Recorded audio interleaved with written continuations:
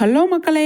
நம்மளோட மகாநதி ப்ரொமோ வந்ததுலேருந்து அந்த தாக்கத்துலேருந்து இன்னி கொஞ்சம் வெளியில் வரல அப்படின்னு தான் சொல்லணும்.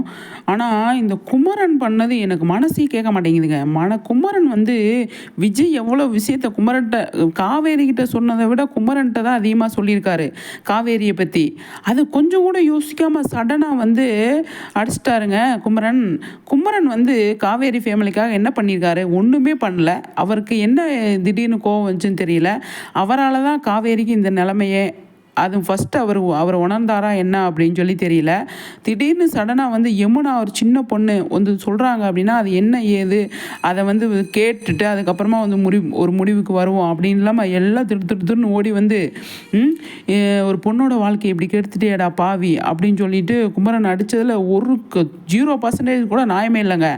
அது வந்து தப்பான விஷயம். அவங்க அம்மா கூட்டிகிட்டு போனது கூட வந்து நம்ம அதை ஏற்றுக்க முடியாது தான். இருந்தாலும் நம்ம வந்து அதை ஓரளவுக்கு சரி அவள் வந்து இப்போ சொல்லாமல் சேமா பண்ணிட்டதுனால அம்மாவுக்கு கோவம் இருக்குது அப்படின்னு சொல்லலாம்.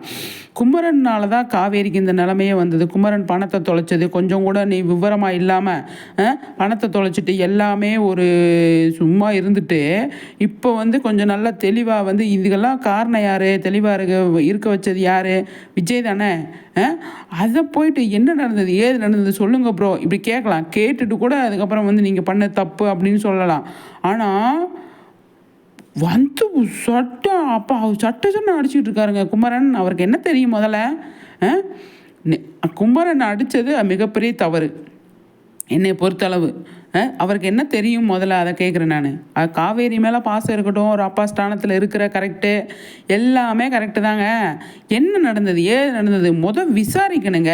இப்போ நம்மளோட லைஃப்லேயே வந்து நார்மலாகவே திடீர்னு ஒரு பிரச்சனை குடும்பத்திலே நடக்குது அப்படின்னா என்ன நடந்தது 2 பக்கமே உட்காந்து பேசணும்.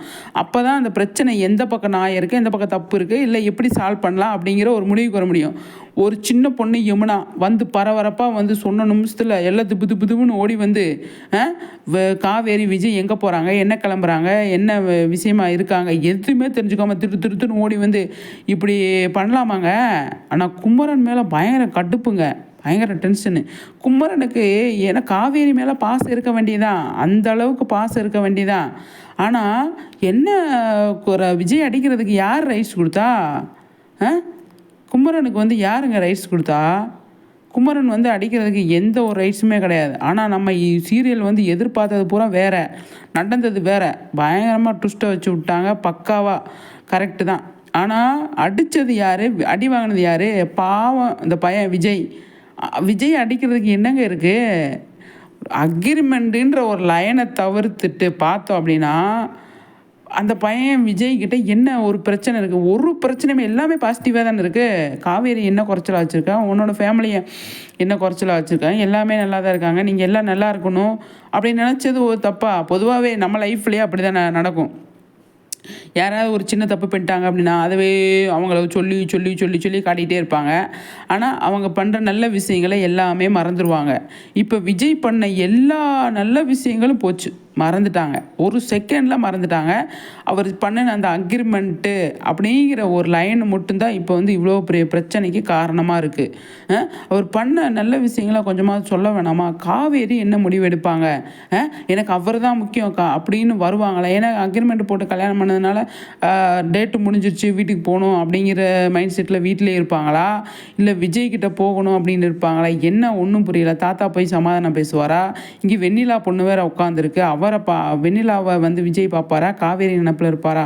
போச்சு, எல்லாம் போச்சு. உண்மையே விஜய் பாவம். ஆனால் இந்த குமரன் மேலே பயங்கர குமரன் வந்து இந்த மாதிரி விஜயோட சண்டை போடுவார் அப்படின்னு நம்ம எதிர்பார்க்கலாம். ஆனால் அந்த போஸ்ட்டு பார்த்துட்டு கொஞ்சம் மனசு கஷ்டத்தில் தான் இருந்தோம். ஆனால் ரொம்ப கஷ்டங்க. குமரனை பார்த்தா அவ்வளோதாங்க, டென்ஷன் ஆகுது.